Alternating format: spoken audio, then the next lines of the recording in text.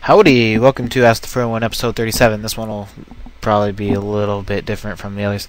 Well, sorry if I cough or anything. My voice has been kind of messy lately, so sorry about that. And I'm just going to go ahead and get into some of these updates and stuff. So, yeah, real quick, I just want to say, after an update comes out, I almost always, in Soldier Front, I always try to cover everything in the update. Just give a quick overview about everything. So I got like a question about a lot of that stuff, so I just kind of skipped it this episode. If you have something more detailed though about that stuff, please ask me, or let me know that you saw the previous one but you still wanted to ask or something. Whatever. Anyway, first update. Right now, I am trying to figure out a little bit more about the SP recharge bar. You know, there's a lot of myths out there, whatever. A lot of theories, so I'm just going to try and get rid of some of them, I guess, just by doing a little bit of research on it. So, I'm doing the 5 kills for ATFO, I guess. I just keep saying that in the game, so I might as well title it that. I'm playing nothing but single games to 5 wins for my entire SP recharge bar. And it's taken so far I've played like 50 matches, and it hasn't even reached one bar yet. One little square, but, you know, we'll see how it goes. I've had some pretty fun games, actually. If you want to see some more stuff about me tracking that, just go to the forums and go down to non-combat discussion, and I stick-eat it just because, you know, if you want to see it, Ferret's SP recharge data. And here is all my data that I'm writing down. So that's that. Oh yeah, also, you can now comment on each embedded episode.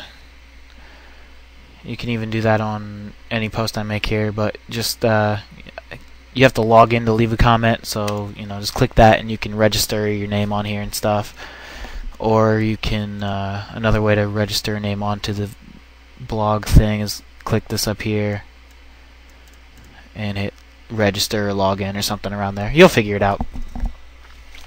So if you just want to leave a quick comment, go right ahead, and I'm just going to go ahead and get straight into questions. Number 1. When I try to get into the ATFO Team Deathmatch Friendly Fire Call of Duty 4 server using Xfire, says server is a different version, 1.5. Do you know how to fix this so I can play? What you're going to need to do is download the patch. Also, you're going to need to update Punkbuster, because after you get version 1.5, you probably need to get your Punkbuster updated too. Just, you know, download that Punkbuster setup thing to do that. Maybe you already have that, so I won't cover it. If you want me to cover it again, though, please ask. So what you want to do is go to a website, maybe File Planet might have it. I think I always use File Shack, so fileshack.com. Like a shack out back. And then you're going to want to search through. I'm just going to go ahead and try and search for it. You're going to want to hit patches and search for Call of Duty 4. And then search. Okay, yeah. Then they show you like a list of patches and stuff. Be sure to read them. Like some will say patch 1.4 to 1.5. Well, if you're going to use that one, only use that one if you have version 1.4. See, is there a 1.5 straight up? No. So, okay, looks like what you're going to have to do is you're going to have to first, since it says 1.4 to 1.5, you're going to have to download the retail 1.4 patch, install all of that, and then after you get all that installed, then you're going to have to install the 1.4 to 1.5. So do that. And I hope that helped. Oh, okay, here we go. Version patch 1.5. Okay, all you have to do is download the 1.5 then. If you just use that one, you don't have to get 1.4 than that. Just read what they are. You could sort them by date. Yeah, you can sort them by date. Sorry, the video cut off. I'm not going to redo it. But you can sort it by date, and that'll usually work, but it didn't really work for me when I did it. Anyway, I'll check File Planet, just show you how to do that in case you'd rather use them. It's just fileplanet.com. And there are some other websites out there. I really don't know any of them, but that's what you could do. So just Call of Duty 4, put that in the search. Come on, come on. And we got, let's see, patches. And they've got like 3 things here. 1.4, 1.4 to 1.5. So once again, here you're going to have to get 1.4, install that, and then you're going to have to download 1.4 to 1.5 and install that. And then if it pops up saying, I guess I might as well cover it, you need to update your Punk Buster, go to Google Punk Buster.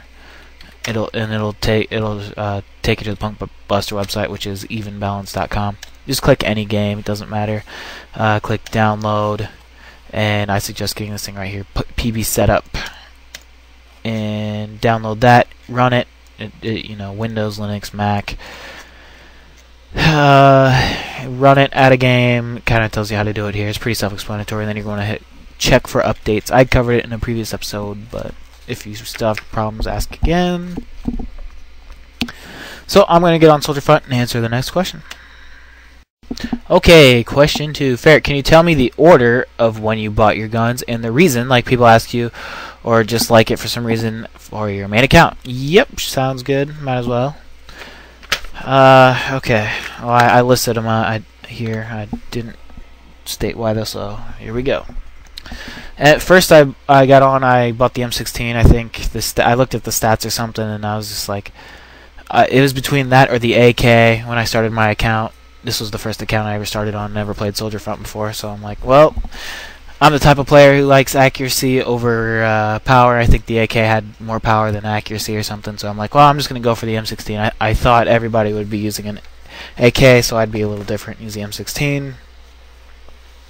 So I bought that, and then I figured, well, I'm going to need a secondary weapon also, so I bought the Beretta to go with my M16. And I also bought nades, flashbang, and smoke. And I also bought another set of nades, flashbang, and smoke later on. I don't know when exactly. It was pretty quickly after, though, just for my secondary layout. So then I played like a game or two, and I was like, okay, well, looks to me like the sniper rifles are pretty powerful, so I better pick up a sniper rifle. So I went out and I just bought the PSG. It was the only sniper rifle offered at the time. So I bought that and used it like the first game. I was like, okay, this is just ridiculous.